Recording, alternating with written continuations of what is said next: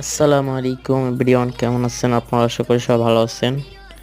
যারা ডিম নিতে ইচ্ছুক তাদের জন্য আজকে ভিডিও, এবং যারা ডিম নিতে চান, 20 ডিম বাচ্চা ফোটাবেন চিন্তা করছেন কিন্তু পাচ্ছেন না ডিম। ডিম অনেক ভাইরা আছে বিক্রি করতে চায় না, এবং এই ডিমগুলো বিক্রি করব 20 ডিম, এবং এই যেটা পার্সেল চলে যাচ্ছে বরিশাল।